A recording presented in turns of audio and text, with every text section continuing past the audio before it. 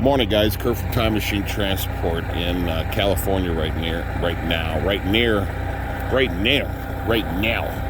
on I-15. About, I don't know, 90 miles north of Barstow, I think. Anyways, it had a lot of backed up traffic. I'm right by this little Shell it's a gas station. It's not a truck stop. I guess it could be labeled a truck stop. There's truck parking across here. I've always wanted to stop here before. Never have. It's a cool little store. Have you ever? Man, I'm like, this is like the only building like within a long time, a long while. So, anyways, I was pumping my tires this morning about a little after 3, I think. Yeah, a little after 3. So that's Wisconsin time. So, anyways, I was pumping my tires this morning, and I want to show you guys what I did to my truck. And still having problems with it. Not these. I'm going to put a compressor in there now. That's next. The process of elimination. I'll explain what's going on. But anyways, I was flipping my tires this morning. And as you all know, I've done a lot of work to this truck. But on my headache racks, I installed all brand new lights. And this just helped actually last night in the rain. I was like, I got to do a video on this. So it's pretty dark out here, right? So I'll show you guys what I did. And I'll explain. It's not that difficult. I mean, unless you know what you're doing. I mean, even if you don't know what you're doing.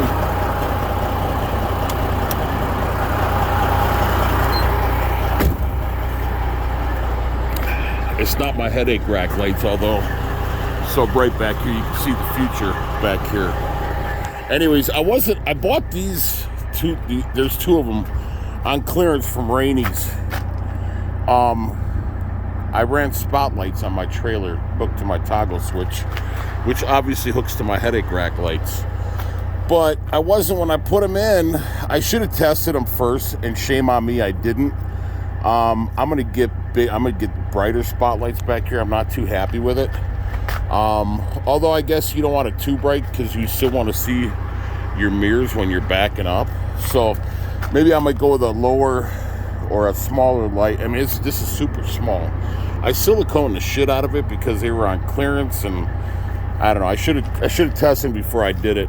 However, my ones in the back here, these help out big time. So, I mean, when I'm looking, because we load, obviously it's flatbed, we load and unload a lot at night, especially with the winter months. Excuse me. And this one, so what I'll explain what I did when I get up front, but I'm going to get 2 more of these and put one on the driver and passenger side, because here's another thing I'm not too happy with. This one, I thought maybe it was a ground issue, but this one you can barely see. And look at that, and it's not a ground issue. I went directly to a 12-volt battery on this, an ATV 12-volt. And that's I thought maybe there was a film over the cover. Like, nope, it was nothing. You could barely see it. I don't know, maybe that's obviously why they were on clearance. So, anyways, so I'm still smoking, man. I don't know on the truck. Anyways, back here, I just ran a regular 2-wire trailer plug-in back here, and I ran I'll show you on my flashlights in the truck, but I got enough slack, and I got it actually zip tied to my airlines and my pigtail, my power whip coming off the tractor, goes up into my headache rack, and I just wired them to these lights. These are all brand new wired. So anyways, I just wanted to show you guys my brother Josh. What's up, buddy? He suggested putting it on a toggle switch. I said, yeah. I said, that's what I have my beacons hooked on when we do oversize. What I did was I removed this light and put a beacon light in it, and put a toggle here for those. And that one's out. Ain't that man? I am just not having any luck here, man. I just rewired that one. Anyways, so I figured the whole cool aspect of it was when I pull into a parking spot, I don't have to get out of the truck to turn a beacon or turn the toggle switch on. But Josh wanted me to do a video on it, and that's, I mean, at night, obviously in the middle of nowhere, that's huge. So shame on me for not testing those side ones. I should have, and these Mirage lights are really cool. If you use a light, I'd go with a Mirage light. They're super cool looking. Anyways, oh damn, we got into a wreck. Holy shit. Oh man, I hate seeing stuff like that for drivers. Anyways, if you're a subscriber to the channel, oh, my truck's wrecked.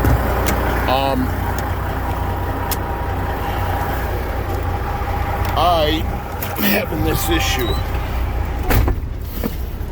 So it takes forever for my truck to, excuse my dash. I'm actually going to redo this whole entire dash. I think I'm going to do wood on it. Take every panel off. I think I'm going to duplicate it in wood or steel or aluminum. I mean, it's cold out there, man. It rained pretty hard yesterday. I mean, California definitely needs it. I'm happy about that. Josh, if you're watching this video, yeah, I got my GPS working. It was actually my power cord on my plug-in here. So anyways, that's not what the video is about, sorry. It's about some cool ass lights in the back of the truck. So don't worry about my fucked up dash. I gotta redo it. Anyways, what's happening is it takes forever for my air to build up. I might as well talk to you guys anyways, because this truck ain't going anywhere. I guess I can squeeze out that side. Anyways, when I start the truck up, because I don't idle my truck at night, unless it's like 10 degrees, it takes a long time for the pressure to build up, even if I'm empty. So even when both air nozzles are pulled, still takes a while for it to build up. And then once I push my trailer brake in, it takes a long time for the air to fill up in the trailer. Now I'm gonna do my tractor now. Anyways, gotta watch, it won't happen because you guys are watching. So on my primary and my secondary line, it just, I don't know, it just ain't for, anyway. So the problem is I'm still getting blowback on my truck, or blow by on my truck underneath. So I watched the channel. I've been subscribed for years. This guy called Adept Ape. He's a Caterpillar mechanic, and he knows his shit. He's been on YouTube for a while. Anyways, so I watched his video on blow by, and he says, one, if you have major blow by, which mine's not pouring out of the bottom of the truck, but it's progressively getting worse. Okay, and progressively getting worse. So I looked on Adept Ape's thing or whatever, and must be the driver and his co-driver getting out of the truck. Man, I feel for you guys, man. Oh yeah, that truck was pretty wrecked, man. Whole hood's all messed up. They must have turned it over. Oh man, the thrills of trucking, man. Anyways, I thought that was a dead end right there. Oof.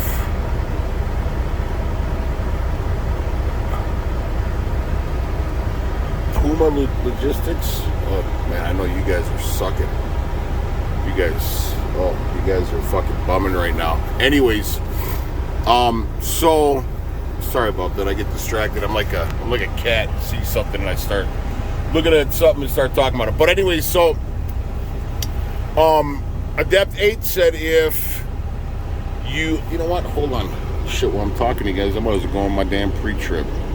I already thumped my damn tires, and I'm unplugged, so I'm gonna put you guys on pause. Oh, here it is. Okay. Hey, dirty. A lot of all my buddies. My nickname was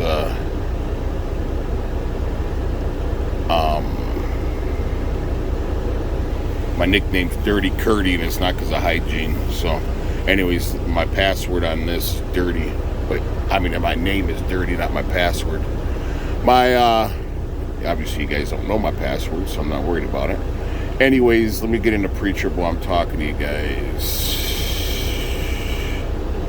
That's my location right there. I'm not too far from Fort. Well, I am east of Fort Irwin. And for those... Oh, no, I didn't want to do that. Come on, Kurt. Fucking over here. I'm going to put you guys on pause so I can get my mind straight. All right, guys, sorry. I'm 179 miles from my destination. Anyways, if you guys see that right there where my thumb is, you know what that is. Anyways, I want to criminate myself. I looked on a Depth Apes thing. He said if you got a lot of blow-by, you're going to need an in-frame, which I hope that's not the case. The whole reason my mother-in-law and father-in-law thought I was crazy coming out to California on my first trip. Josh was like, dude, you got big balls. It's not that I am a risque kind of person, or risky kind of person. And, excuse me, the reason, I mean, Corona's like only a little over an hour, well, by car. So we'll just call it 2 hours north of or south of Barstow, California, where my guy Jose's shop is. I figure if I needed something major, Jose would take care of me, and I know it's going to get done right because I can't find a good fucking mechanic.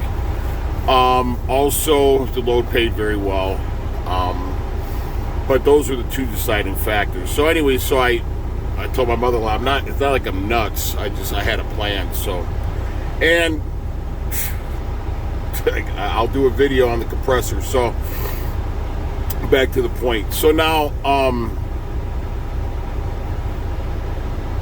when he said when you got blow-by, you're either one going to need an in-frame first and foremost, which I hope that's not first and foremost. I hope that's not the case. Two, it could be your turbo. But the turbo on this truck is brand new. Put it in with the head and the injector cups and the injectors and the fuel pump and everything else. Or three, a compressor, although very rare for blow-by. And so I did a video on this truck a couple years ago where I had a piece of shit mechanic. I can't find a good... I've had bummy ass times with mechanics, man. This guy, big turd, Gregory Horsefall, you piece of shit. Supposed to be in this motorcycle gang. You ain't in the only gang you're in is gang of your own mind. Anyways, he didn't bolt down the compressor 100%, or didn't torque it down. Anyways, it shook loose, and I had a pond, not an oil spill or an oil spot. I literally had a pond of oil, 6 gallons of oil leaked out on the ground. So ever since that, my compressor has been odd and weird, and it takes a while to pump up, and actually my truck just pumped up fairly decent, so that's weird. My primary and my secondary, anyways, that's odd. That was like the first time ever. Anyways, he said that it could be the compressor, although very, very rare. Now I am starting to get like fuel because my truck's smoking now. It's got a lot of power. It's a 13 speed. It's got a lot of power. A lot of power. I mean, for a shitty running truck, it's taking these mountains and these hills out here fairly well. I'm heavy. So figuratively and literally. So I have my guy JR over at REI Parts in Bridgeview, Illinois, who's taking care of me, so I'm going to have the compressor shipped out. And he takes very, very good care of us, JR. If you guys ever need any parts, then I'll do a video on the compressor. You guys need water pumps, compressors, anything, you call REI in Bridgeview, Illinois. You talk to JR and tell him that Kurt from Time Machine Transport sent you over there. He'll take good care of you. believe it or not, we've sent a lot of business his way. So great guy, great people, great product. Anyways, so he's shipping me out a compressor to Barstow, California. Hopefully at the end of this week it'll be here. Today is Tuesday. So hopefully I'll probably be jammed up in fucking Barstow now until next Monday. But at least it's not winter, or at least it's not cold, and I don't have to idle my truck. So I'm going to keep you guys posted on what is going on with the truck. I'm hoping it's not going to be an in-frame, but I could be very, very wrong. But my theory is the compressor, because, you know, and my wife works in cardiology. Hi, baby girl, I love you. And she says to me that the truck and the human body are similar. They relate, because so many things and symptoms on a truck, human beings have symptoms. She worked ICU and dialysis for years, and now she's in cardiology. But anyways, she says that trucks and humans relate, so I say that, you know, the compressor to me is the heart of the truck. And, you know, and so she was telling me about the human heart, and they're very, very similar, believe it or not. But a lot of people don't know this. I didn't know this as a new driver, even as a person that got my own trucking authority in 2014. I never knew about the compressor. Well, obviously you have air goes through the compressor, but a lot of people don't know this, surprisingly. And especially, like, I never even changed my own oil on my pickup truck, and now I'm tearing apart motors and everything else. I mean, I'm not a mechanic. I don't pretend to be when it was out of necessity, because I couldn't find a good mechanic. The point is, I never knew. I mean, I found out years ago when I did my first compressor and everything else. But even up until I did my first compressor, I didn't know that you have coolant going through your compressor, you have fuel going through your compressor, you have oil going through your compressor, and probably 95% of tractors, if not 100% of tractor compressors, are gear driven. I didn't know any of that. Well, my compressor, being a few years, I mean, it's probably about maybe 4 years old now, I think, and has gotten a lot of abuse, especially after almost falling off the truck because Greg Horsfall. I'm going to take the chance and roll the dice, because I feel I need a new compressor anyway, so why not start with the new compressor instead of an in-frame, and then find out, oh, it was the compressor. So I'm going to start with the compressor. It's the cheapest route. It's the smartest route.